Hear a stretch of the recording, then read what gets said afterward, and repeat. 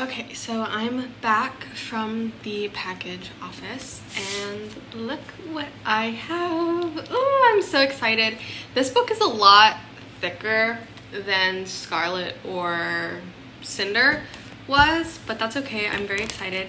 I think that Cress was my favorite book, if I remember correctly. And also just because Cress and Thorn's relationship is my favorite, or at least it was. I honestly don't really remember much of what happens other than I know that he goes blind at some point. But yeah, I am very excited to start reading this. Maybe because this one's longer than the other two, it will take me a little bit longer to get through, but I honestly kind of doubt it.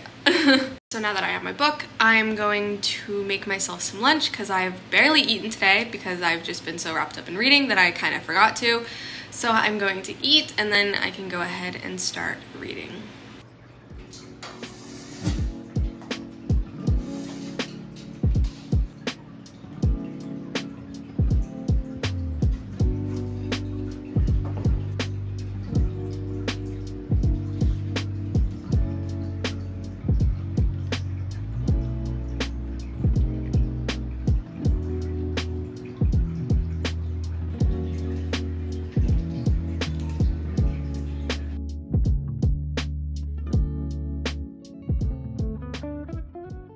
Okay, so shit just hit the fan.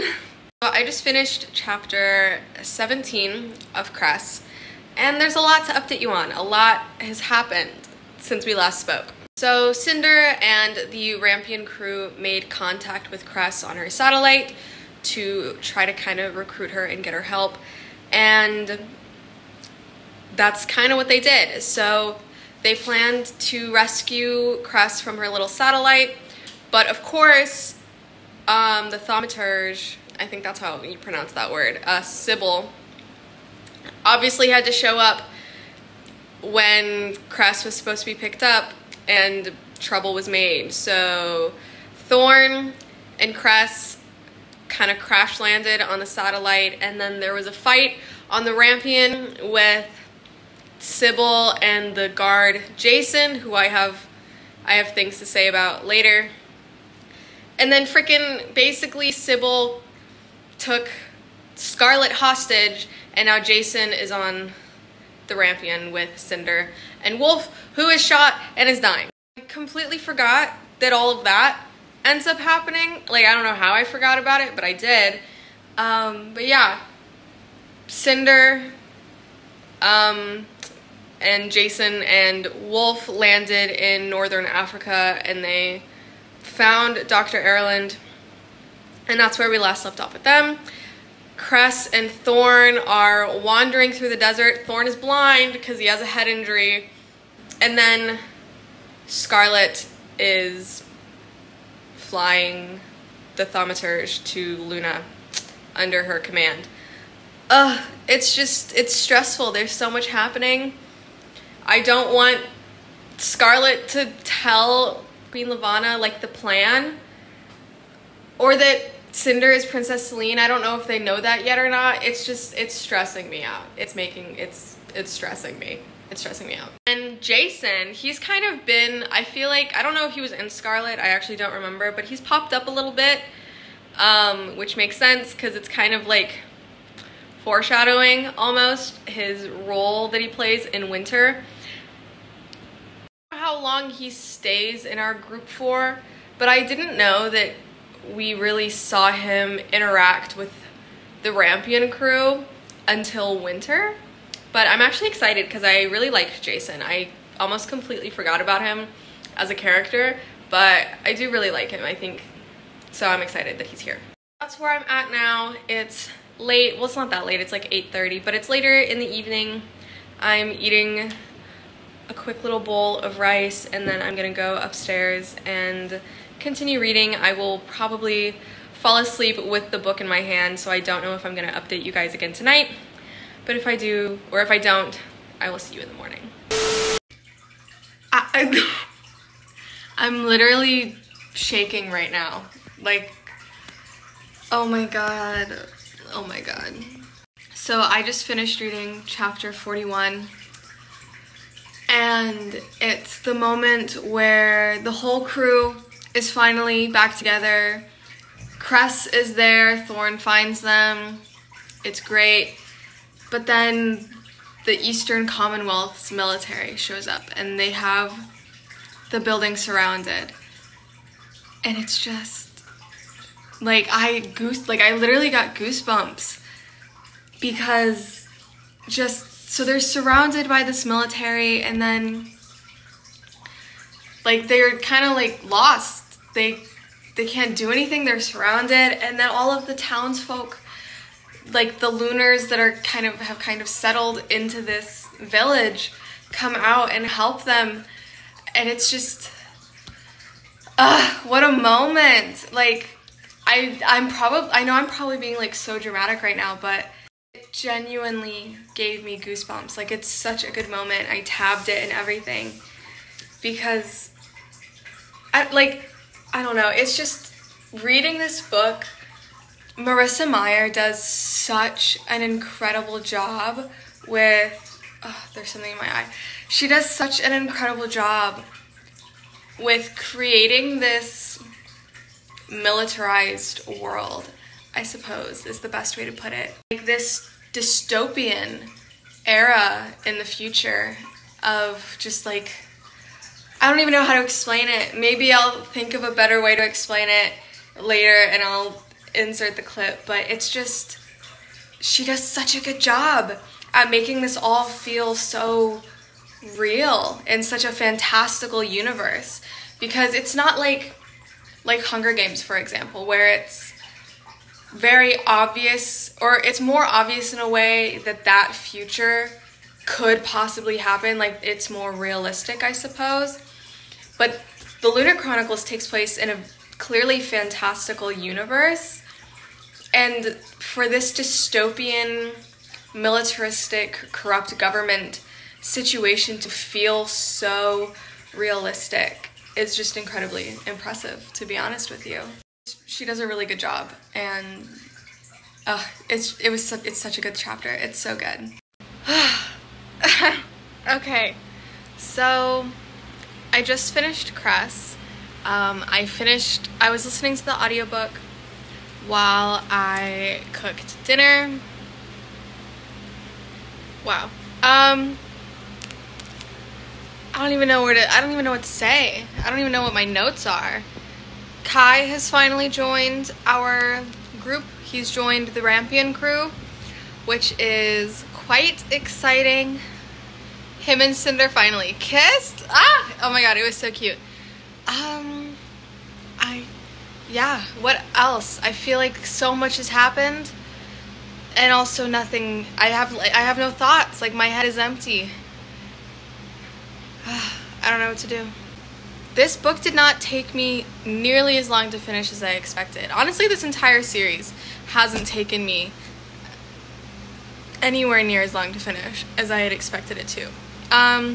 Cress and Thorn's kiss, it was magical. It was mesmerizing. I want to be kissed like that. I want that. I want that experience. I want what they have, or at least had in that moment. And they're not together. I totally thought that they ended this book being together, but they don't.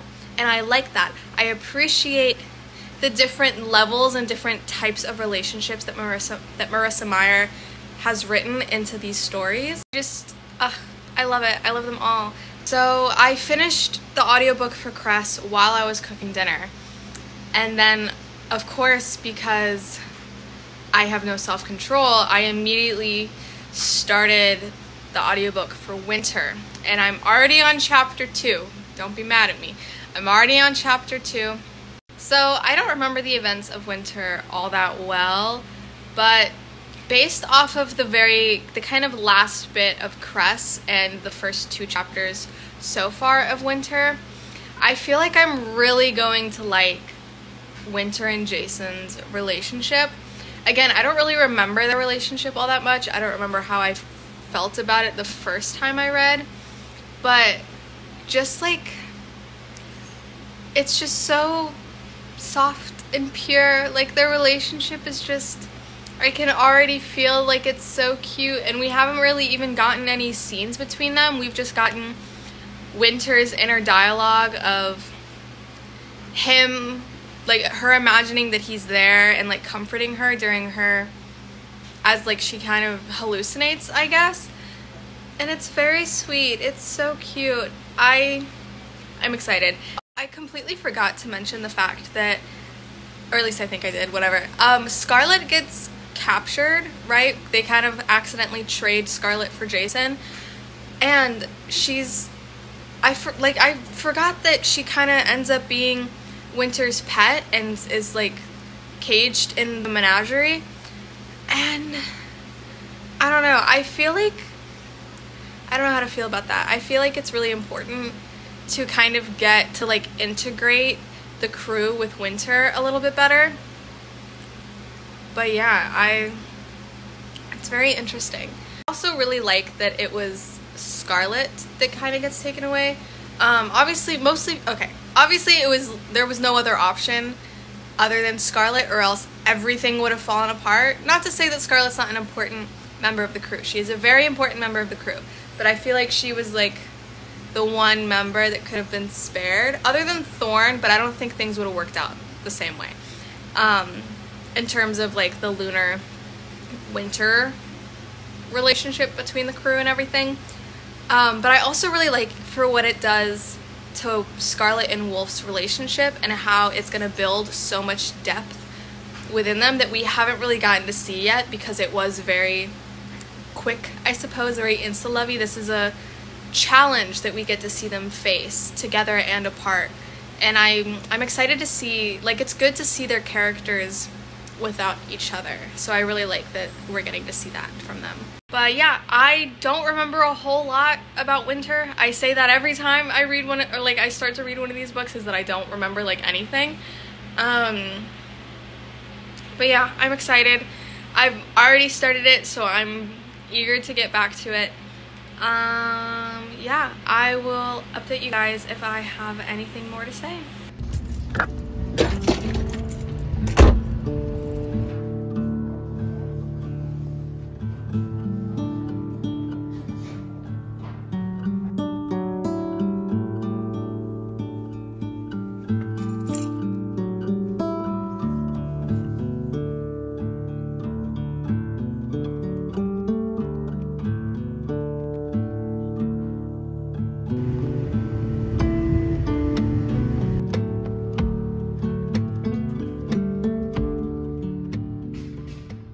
Pardon the background noise. It is far too hot in my apartment to turn the fan off, even for the short while that I am filming this, so I apologize for that. So, I know you can't tell because it's all the same YouTube video, but I kind of have been MIA for a couple of days, and I have done almost no reading. It's been a very busy week. I was spending time with my family, doing a bunch of other stuff. But yeah, so I wanted to give you guys a quick little update on where I am in reading the Lunar Chronicles. So I am still on book 4. I'm still reading Winter. I have just, the last time I read, I had just gotten to part 2. So I haven't read further than part 2 as of filming this right now. It's just been kind of busy, so I haven't been doing a lot of reading. But yeah, that's okay. So I am currently sitting at my desk. I'm probably going to start writing because I need to get some writing done. I made myself a chai to kind of hype myself up to write, and I don't really feel like writing, but I don't want to waste the powers of a chai latte. So I'm gonna go ahead and try to do that. And then after I feel like I've written enough for today, I'm going to hop over and read a little bit. Basically, where I'm at in winter, I said I ended at part 2, or right when part 2 is about to start, is they have all made it to Lunar. Woohoo! They've made it to Lunar, and Thorn, Aiko, Cinder, and Wolf managed to sneak away from Queen Levana and her guards, but unfortunately Cress did not. So we have to see kind of like where our crew is at, what they're going to be doing, what their next steps are. Also see like what's happening to Cress and also what's happening to Scarlet, because our main group still doesn't know that Scarlet's alive right now. So there's a lot going on, which is partially why I haven't been reading, because there's so much and I've just been so busy that I wanted to be able to absorb everything in its entirety. So I'm in the middle of reading Winter. I'm almost at the end of the book, and my cat decides that she's gonna set her tail on fire. So in the middle of this really intense scene, my cat's tail was on fire, and then I had to put that out, and then I had to cut the wax from the candle out of her tail. I tried to clean it out with a warm washcloth, it just didn't work, and since she was sitting so still for me, I decided that it would be the best option to just snip snip to cut it out. And her poor tail, my poor cat's tail, she has such a cute, fluffy little fox tail. And now it's all janky because I had to cut wax out of it.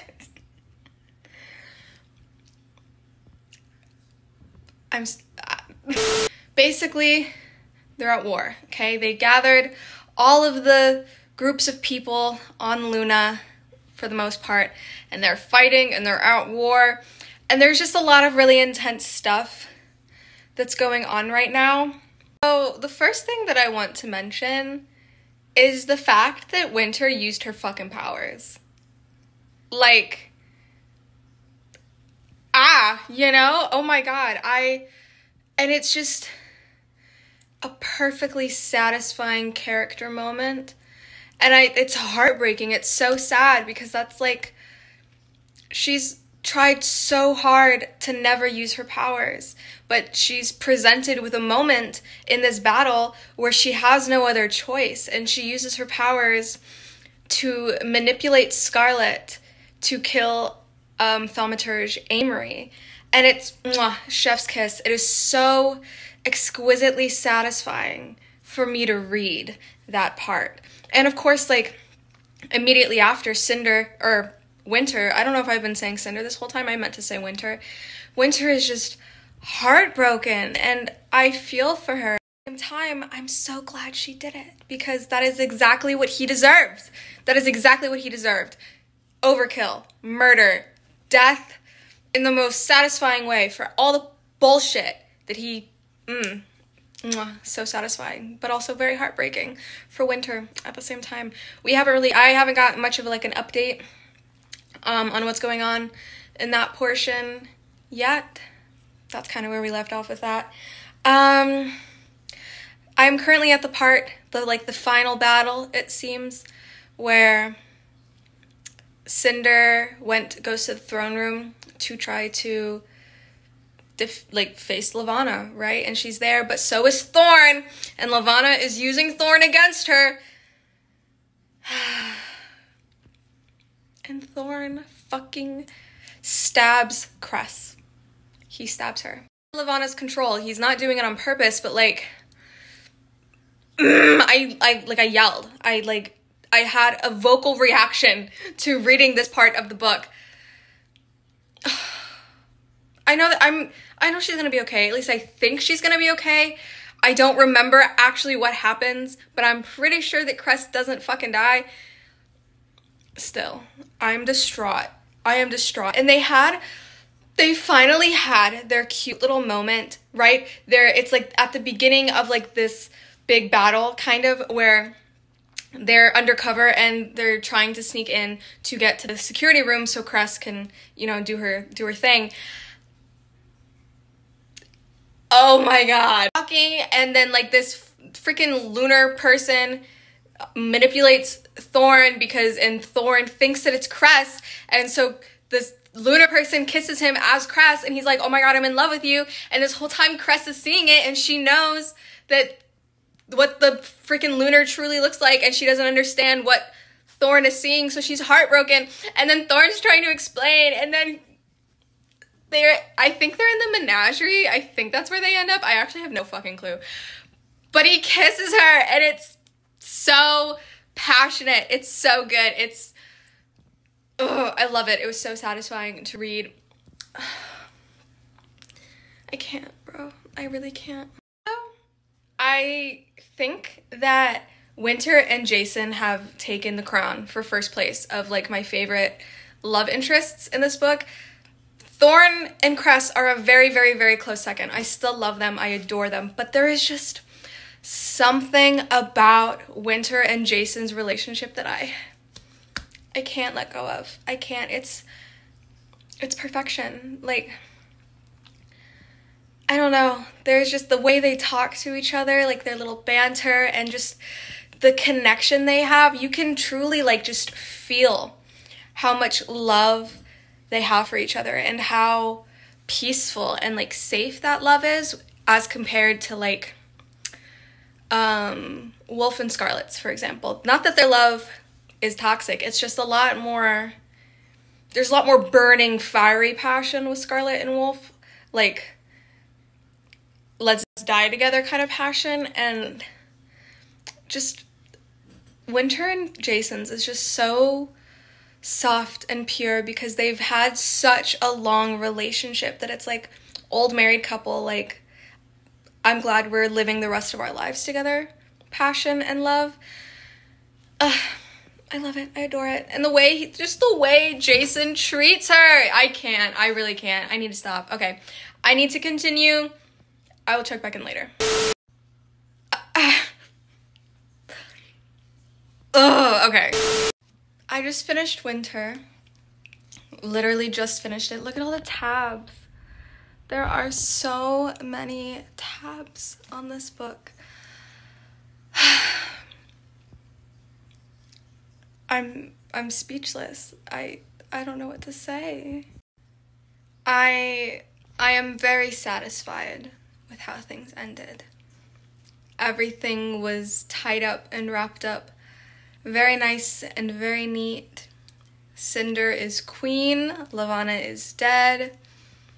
Winter is a lunar ambassador who is going to be traveling to Earth for, I suppose, peace connections or things along those lines. Jason is gonna go wherever Winter goes. Thorn and Cress. Thorn has been pardoned for his crimes against the American Republic and I think Australia.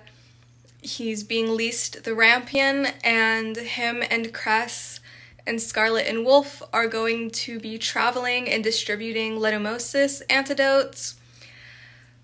Scarlet and Wolf are gonna go back to her farm and live a peaceful life eventually. Kai is planning on making Cinder an empress one day. Cinder is planning on dissolving the monarchy and turning Luna into a republic. Aiko got to keep all of Levana's pretty dresses. It's good. It was good. It was so good. It was so good. I guess from here, I start reading Fairest because I never read Fairest. I read Stars Above. I might reread Stars Above for this video, simply for the sake of the video, because if I'm being completely honest, I don't know why I'm still holding this. I don't have much of a desire to reread Stars Above.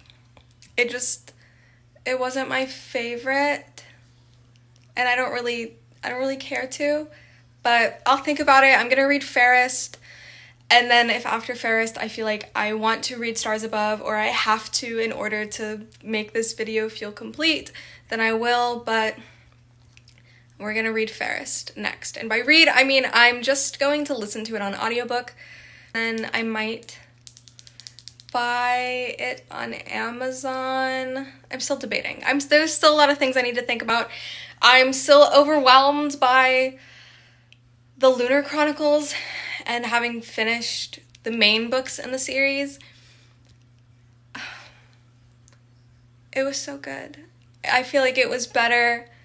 This read was better than I remember the first time I read it to be. I'm absolutely in love with this series. It is genuinely one of my favorite book series that I've ever read. I don't think that I have a favorite book, but I have a lot of favorite series, and the Lunar Chronicles is definitely, I would say, in my top 10, maybe my top 5. I'd have to evaluate. But yeah, so that's all that I have to say for now about winter and about the Lunar Chronicles in general. But I suppose I will see you if any other thoughts come up, and I will see you when I start reading Fairest. So I just finished reading Fairest, and I have to say that I hated it. Oh, I hate Levana. This book really just solidified the fact that I really, really hate her. I hate her so much. And I finished it in one sitting. It was quite a short book. I listened to the audiobook and it was only about 6 hours long, if I remember correctly.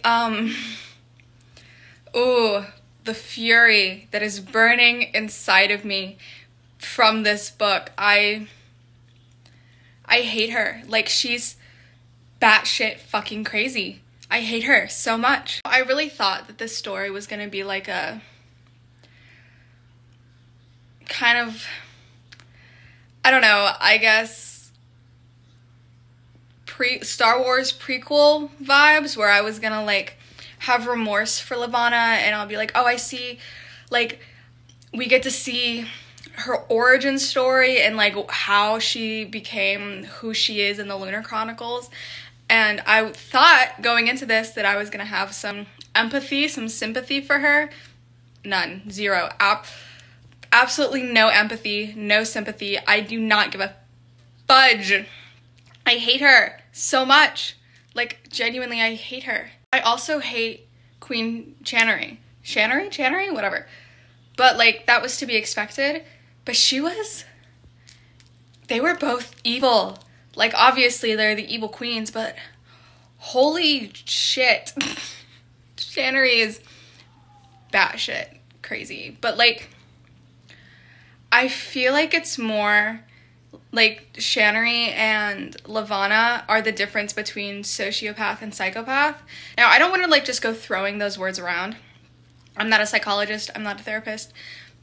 I don't know anything, but that's just kind of, from my perception, that is what it felt like, where Channery is just sociopathic. She just doesn't have empathy for others and just kind of does whatever the fuck she wants. And Levana is psychotic.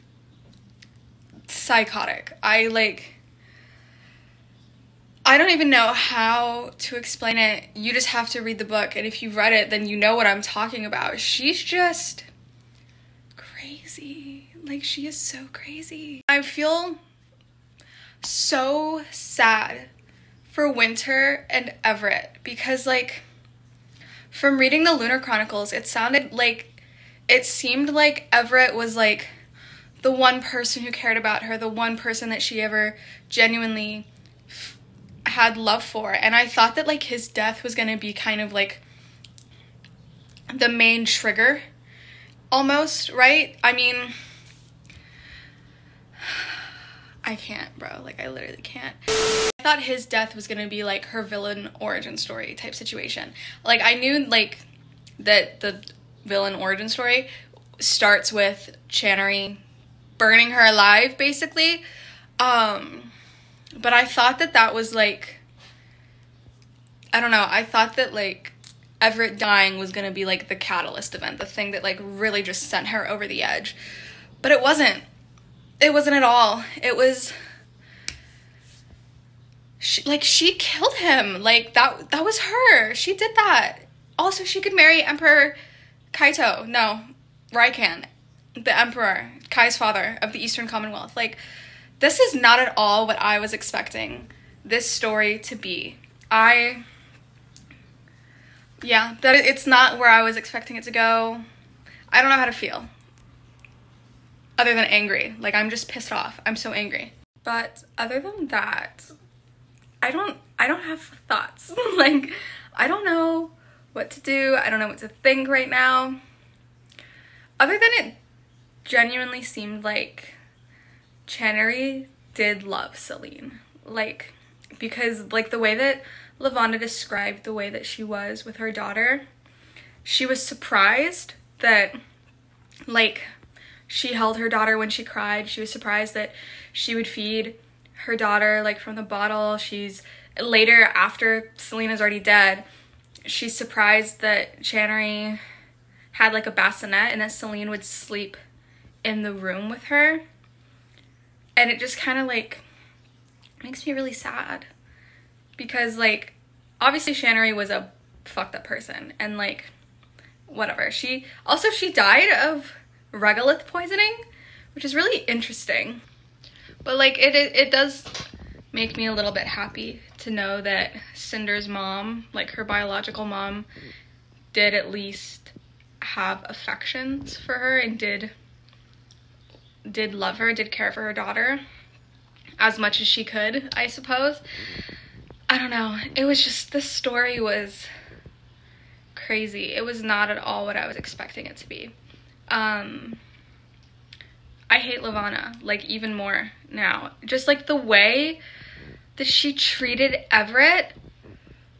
Ugh, I can't. I hate it. Like, I really thought that, like, they were gonna have, like, a true love story. Like, I really thought that they were gonna, like, be in love, and it was gonna be happy, and his death was gonna be tragic, and it was gonna be, like, the thing that just sent her over the edge. But no, like, she manipulated him their whole time, and he just let it, like, he couldn't fight it because it's the queen and it's lunar manipulation.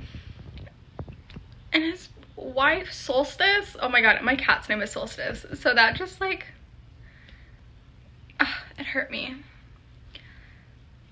It's just, the whole situation is tragic. Like, I knew that Winter's mom died during childbirth, so I thought that, like, she would pass away, he would get promoted maybe, or, like, do something with work, and him and Lavonna would become closer and they would fall in love, and then he would die a very tragic death, and that was gonna, like, kind of send her over the edge.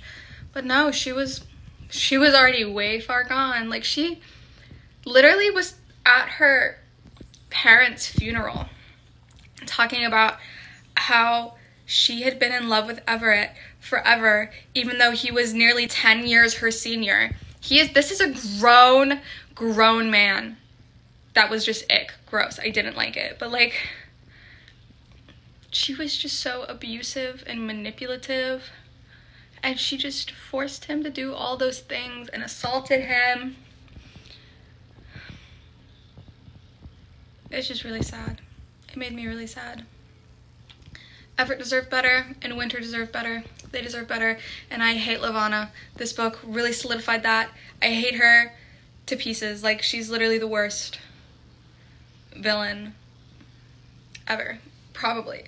Anywho, so that concludes the Lunar Chronicles reading vlog, I suppose. This has been a wild ride. It took me a lot longer to finish Winter than it did any of the other books. So this video has taken a lot longer than I was expecting it to. But that's okay. What are my final thoughts? I love this series. I think I love it even more now than I did the first time I read it. It's just so beautiful. I love this series. I hate Levana. I'm gonna pretend that Fairest never happened. I'm gonna live in my happy little ignorant bliss and pretend that I don't know anything about that storyline, because I can't handle it and I can't deal with it right now. But the rest of the Lunar Chronicles, fantastic. So I decided that I wasn't going to reread Stars Above, the collection of short stories. I just didn't really want to. I didn't have much of a desire to. I'm sorry if you guys are mad at me for not reading it and putting it in this vlog, but I just didn't want to. That's it. I don't really have another excuse. I don't have anything better to say. I just didn't want to.